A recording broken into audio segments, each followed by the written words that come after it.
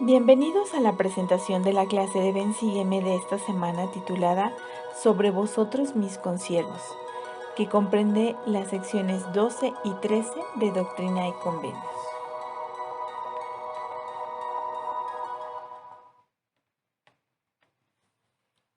El que Juan el Bautista haya llamado consiervos a José Smith y Oliver Cowdery debe haber hecho sentirlos muy humildes y quizás incluso abrumados a estos dos jóvenes de 20 y tantos años.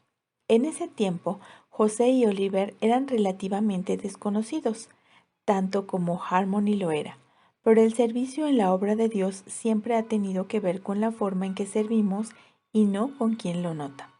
Por pequeña o inadvertida que a veces parezca ser su contribución, usted también es un consiervo en la gran obra del Señor. El primer tema que vamos a ver es: el Señor desea que ayude a establecer la causa de Sión. En este momento, eh, la sección 12 de Doctrina y Convenios es una revelación dada a Joseph Knight y a todos aquellos que tienen deseos de establecer la obra de Dios. Joseph Knight José Smith lo había conocido por medio de un trabajo que José Smith le pidió y que Joseph Knight le dio, y él cuenta que fue uno de sus mejores trabajadores, o si no el mejor trabajador que tuvo. Eso hizo que José Smith se viera inclinado a predicarle o enseñarle acerca de las revelaciones que él había tenido. Joseph Knight creyó, junto con toda su familia, creyó en estas revelaciones y estuvo dispuesto a apoyarle de manera económica, de manera presencial, y de poder también predicar el Evangelio. En el libro de Santos se menciona que ellos, que vivían en Colesville, establecieron, digamos que una de las primeras ramas de la iglesia desde donde se empezó a predicar el Evangelio. Joseph Knight quería saber también cómo podía ayudar en la obra del Señor, y la respuesta del Señor se aplica a todos aquellos que tienen deseos de hacer salir a luz y establecer esta obra. Eso es lo que dice la sección 12 de Doctrina y Convenios. Hay que tomar en cuenta que cuando se recibió esta revelación, todavía no se publicaba el Libro de Mormón, estaban en el proceso de la traducción, todavía no se tenía el sacerdocio y todavía no se restauraba la iglesia ni sus ordenanzas, por lo cual todavía había muchas cosas pendientes que hacer, pero también había que esperar a que otras se completaran para poder avanzar en la obra. En Doctrina y Convenios 12:6 dice: ahora, ya que has pedido, he aquí te digo, guarda mis mandamientos y procura sacar a luz y establecer la causa de Sión. ¿De qué manera puede en la actualidad usted sacar a luz y establecer la causa de Sión? Tomando en cuenta que ya la iglesia está restaurada, ¿qué podría hacer usted para sacar a luz? Es decir, para que otros vean y se percaten de este evangelio.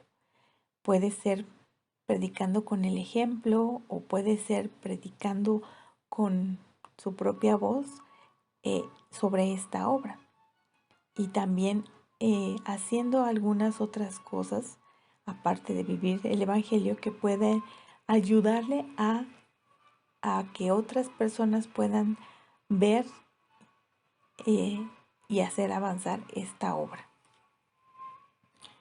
En el versículo 12, en el versículo 8, se establecen algunas de las atributos divinos que se le pedían a Joseph Knight que pudiera desarrollar.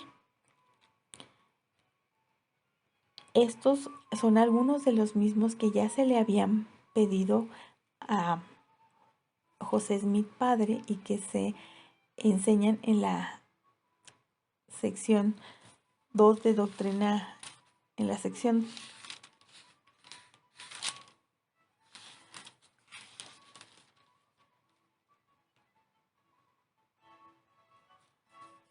en la sección 4 de doctrina y convenios. Y sin embargo aquí el Señor le dice, y nadie puede ayudar en ella a menos que sea humilde y lleno de amor, y tenga fe, esperanza y caridad, y sea moderado en todas las cosas, cualesquiera que le fueran confiadas. Las características que aquí se mencionan para quien desee establecer la obra de Dios es desarrollar los atributos divinos de la humildad, de estar lleno de amor, de la fe, la esperanza, la caridad, y menciona uno más que no se había mencionado con anterioridad, y esta es el ser moderado en todas las cosas. En el discurso Ser moderados en todas las cosas, el elder Ken de Watson, en octubre del 2009, enseña: en el sentido espiritual, la moderación es un atributo divino de Jesucristo, y Él desea que cada uno de nosotros lo desarrolle. El aprender a ser moderado en todas las cosas es un don espiritual que está a nuestra disposición por medio del Espíritu Santo. Un alma templada, una que sea humilde y llena de amor, es también una persona de mayor fortaleza espiritual. Con mayor fortaleza espiritual podemos desarrollar el autodominio y vivir con moderación. Aprendemos a controlar o a moderar el enojo, la vanidad y el orgullo. Con mayor fortaleza espiritual nos protegemos de los peligrosos excesos y adicciones destructivas de nuestro mundo actual. Cuán importante es desarrollar este atributo de ser moderado en esta época, especialmente con cosas que nos pueden ayudar o que si no se moderan pueden ser destructivas para nosotros. Y una específicamente de ellas es la tecnología. Puede ser muy beneficiosa si se sabe usar correctamente y con moderación, pero si no, puede llegar a ser destructiva para nosotros en el mundo actual. El siguiente tema que vamos a ver es: el sacerdocio arónico fue restaurado por Juan el Bautista. El sacerdocio, de acuerdo a la guía del estudio de las Escrituras, es la autoridad y el poder que Dios da al hombre para actuar en todas las cosas relacionadas con su salvación. El elder Dale Herrenlund en octubre del 2017 también enseñó lo siguiente acerca del sacerdocio. Tenemos el sacerdocio para ayudar a los hijos del Padre Celestial a ser liberados de la carga del pecado y llegar a ser como Él. Mediante el sacerdocio, el poder de la divinidad se manifiesta en la vida de todo aquel que hace y guarda los convenios del Evangelio y recibe las ordenanzas asociadas con ellos. Esa es la manera en que cada uno de nosotros viene a Cristo, es purificado y se reconcilia con Dios. El poder expiatorio de Cristo se hace accesible mediante el sacerdocio. Y vamos a ir leyendo parte por parte el único versículo de la sección 13 de Doctrina y Convenios para ir entendiendo y comprendiendo lo que reveló Juan el Bautista. Hasta este punto, José Smith y Oliver Cowdery habían estado traduciendo el libro de Mormón, y cuando llegaron al punto en donde se habla acerca de la ordenanza del bautismo, ellos tuvieron la duda de cómo podrían recibir ellos también el bautismo, de modo que se alejaron a orar, y como respuesta a esta oración obtuvieron esta visitación de un ángel, esta ministración de un ángel que les enseñó y les dio el sacerdocio arónico. La primera parte de este versículo dice: sobre vosotros, mis consiervos, en el nombre del Mesías confiero el sacerdocio de Aarón. Es importante destacar en este punto que Juan el Bautista, un ser resucitado que tenía las llaves del sacerdocio, ordenó a José Smith y a Oliverio Cowdery y les llamó consiervos. Es decir, les dio la misma trato que él, de lo que él estaba haciendo, se los dio a Oliverio Cowdery y a José Smith. Por tanto, todo varón que recibe el sacerdocio también es consiervo del Señor, porque está actuando en su nombre, está representándole y es para ayudar a la humanidad que puede utilizar su sacerdocio. Es también de notar que Juan el Bautista confirió el sacerdocio en el nombre del Mesías o de Jesucristo, y esto lo hizo bajo la dirección de Pedro, Santiago y Juan, quienes dijo tenían el sacerdocio mayor o el sacerdocio arónico. El sacerdocio de Aarón, que fue lo que les confirió, de acuerdo al Doctrina y Convenio 107.14, dice que se llama el sacerdocio menor porque es una dependencia del mayor, o sea, el sacerdocio de Melquisedec, y tiene el poder para administrar las ordenanzas exteriores. El sacerdocio arónico se encarga de las ordenanzas temporales y exteriores de la ley y del evangelio, de acuerdo con la guía de estudio de las escrituras, y también aprendemos en Doctrina y Convenios 84.26 que el sacerdocio menor, que tiene la llave del ministerio de ángeles y del evangelio preparatorio. Por estas razones que también en algunos lugares se le conoce o se le menciona como el sacerdocio preparatorio. Más adelante dice, el cual tiene las llaves del ministerio de ángeles. Y para esto vamos a definir primero qué son las llaves. El elder Dallin H. Oaks el elder Renlund también menciona qué son las llaves. Dice, el término, las llaves del sacerdocio se emplean de dos maneras distintas. La primera hace alusión al derecho o privilegio específico conferido a todos los que reciben el sacerdocio para hacer o tener un privilegio específico. Y la segunda es la manera en la que se emplea el término llaves, es para referirse al liderazgo. Ahora vamos a ver qué es el ministerio de ángeles. Ministrar, de acuerdo con el diccionario, es dar algo a otra persona. De acuerdo con la guía del estudio de las escrituras, es llevar a cabo la obra del Señor sobre la tierra. Y de acuerdo también con la guía del estudio de las escrituras, dice en el apartado de ángeles que hay dos clases de seres celestiales llamados ángeles, los que son espíritus y los que tienen un cuerpo de carne y huesos. Los ángeles que son solo espíritus son aquellos seres que todavía no han obtenido un cuerpo de carne y huesos, o los que una vez lo tuvieron pero han muerto y esperan la resurrección. Los ángeles que poseen un cuerpo de carne y huesos son los que han resucitado de entre los muertos o han sido trasladados.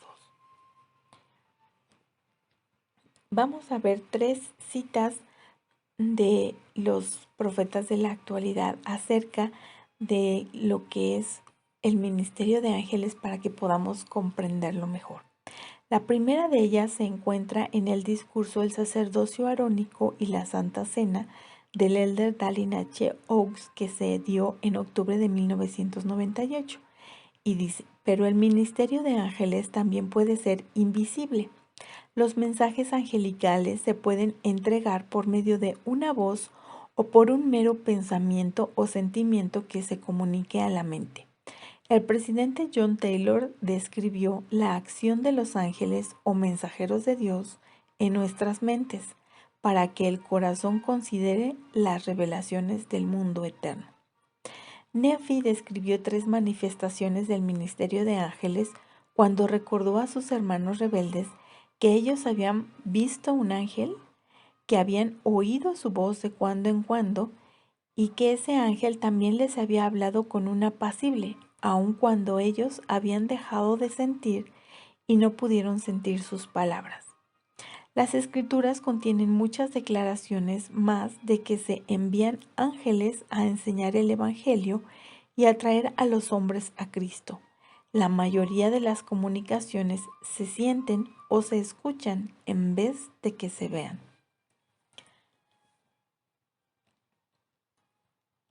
La siguiente cita es del elder Jeffrey R. Holland, que se encuentra en el discurso El Ministerio de Ángeles de octubre del 2008.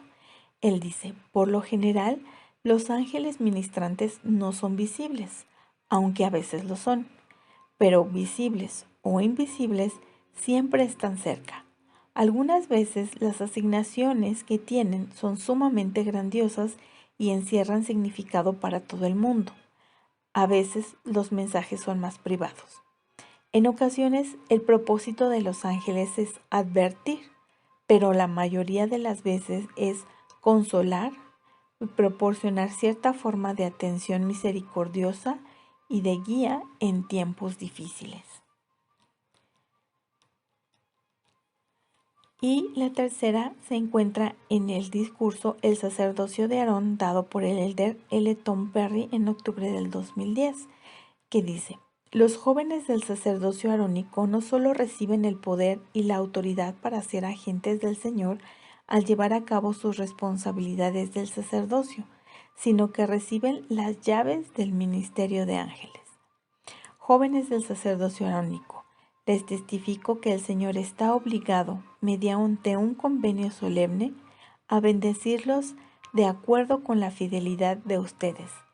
Si escuchan la voz de amonestación del Espíritu Santo y siguen su dirección, serán bendecidos con el ministerio de ángeles. Esta bendición traerá sabiduría, conocimiento, poder y gloria a su vida. Esa es la bendición segura que el Señor les ha prometido. Más adelante, el versículo continúa diciendo que también tiene las llaves del Evangelio de arrepentimiento.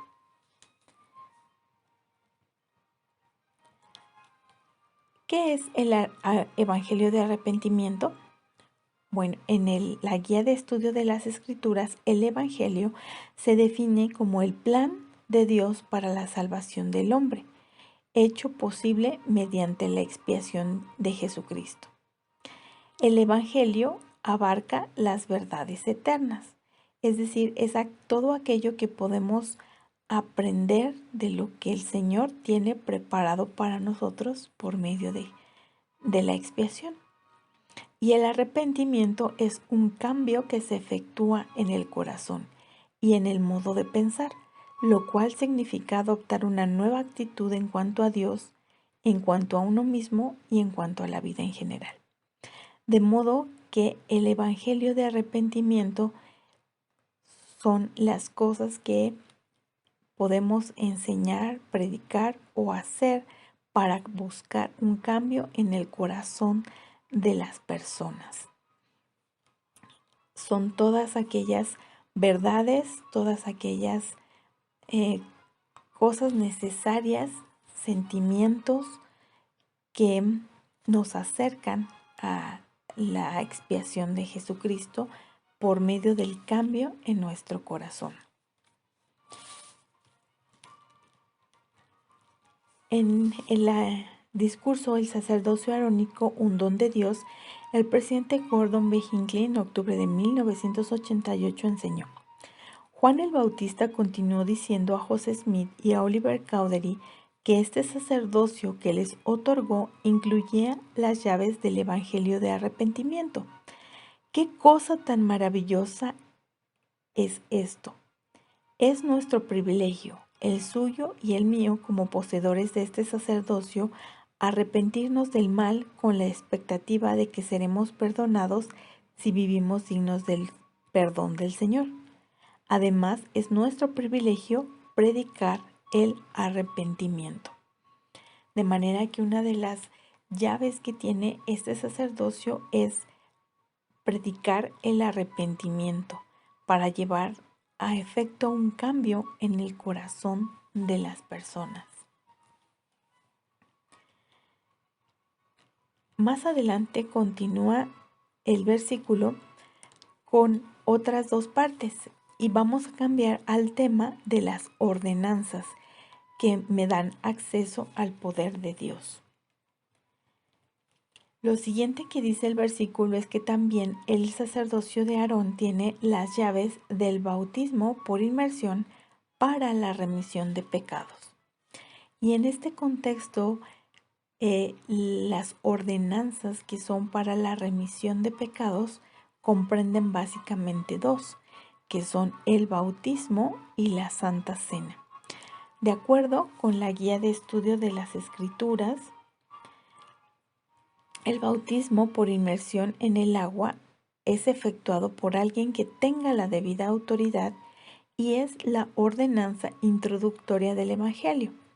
Y la Santa Cena es el sacramento y la ordenanza de tomar el pan y el agua en memoria del sacrificio expiatorio de Cristo. Es mediante esta ordenanza que los miembros de la Iglesia renuevan sus convenios bautismales. Entonces aquí llegamos a un punto de determinar una palabra que hemos utilizado, que es las ordenanzas. ¿Qué es una ordenanza? De acuerdo con la guía del estudio de las Escrituras, son ceremonias y ritos sagrados. Las ordenanzas consisten en ciertos actos que tienen un significado espiritual.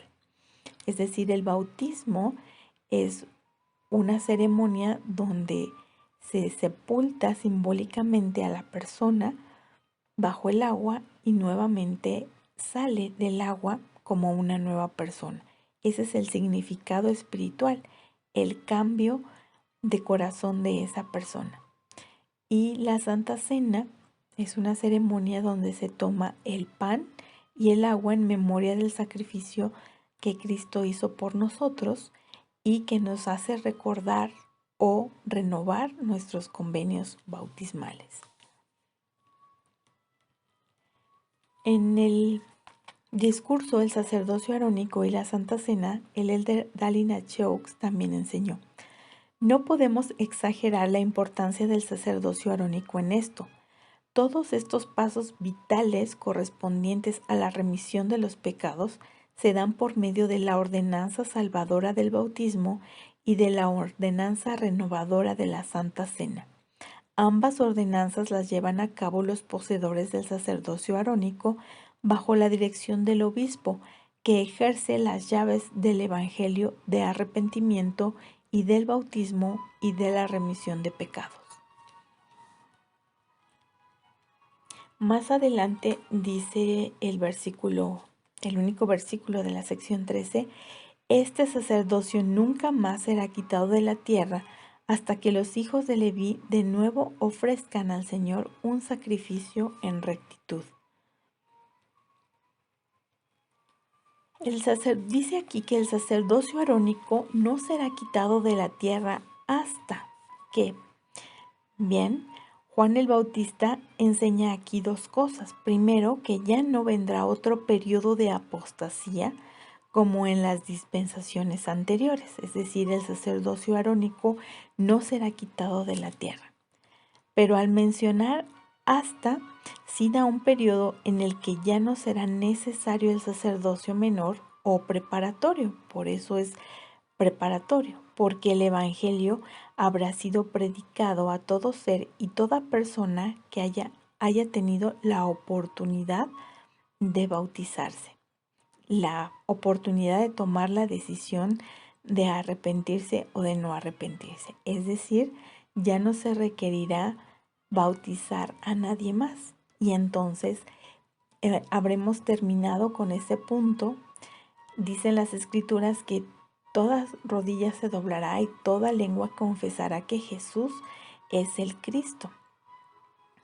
Y para este punto es que el evangelio preparatorio habrá llegado al momento de preparar lo que era necesario y no será más necesario. Será en el momento en que los hijos de Leví de nuevo ofrezcan este sacrificio en rectitud al Señor. Y en la sección 13, en el pie de página, cuando se menciona el sacrificio en rectitud, nos refiere a Doctrina y Convenios 128-24, que dice: He aquí, está a punto de llegar el gran día del Señor. ¿Y quién podrá soportar el día de su venida? ¿O quién podrá estar de pie cuando Él se manifieste? Porque es como fuego purificador y como jabón de lavadores, y se sentará como afinador y limpiador de la plata, porque purificará a los hijos de Leví, los depurará como a oro y como a plata, para que presenten al Señor una ofrenda en rectitud. Es decir, en su venida todo será limpiado, dice acá, incluyendo los hijos de Leví, o sea, el sacerdocio arónico, para que en ese momento en que se ha terminado la obra en esta esfera, se presente al Señor una ofrenda en rectitud. Y entonces José Smith enseña que nosotros como iglesia, como pueblo y como santos de los últimos días, podemos presentar una ofrenda al Señor en rectitud y presentemos en su santo templo, cuando quede terminado, un libro que contenga el registro de nuestros muertos, el cual sea digno de toda aceptación. Es decir, el preparar los nombres para el templo es parte de esta ofrenda que nosotros en la actualidad podemos ofrecer al Señor, ya que el sacerdocio arónico, estudiamos, comprendía el evangelio de arrepentimiento y el bautismo para la remisión de pecados. Del otro lado del velo también se predica el evangelio de arrepentimiento y se requiere del bautismo para poder recibir la remisión de los pecados. Entonces, del otro lado del velo, tanto de este como del otro lado del velo, se necesita trabajar en esta obra, en especial en nuestra familia, que podamos presentarlo ante el Señor. ¿Cuál es ese libro cuál es ese libro que contenga el registro de nuestros muertos y el cual sea digno de toda aceptación?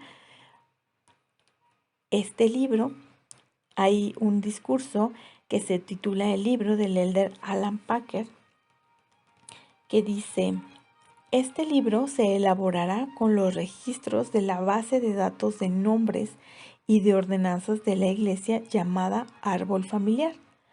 Yo verifico y agrego registros a esa base de datos porque deseo que los nombres de aquellos a quienes amo estén en el libro. ¿Ustedes no?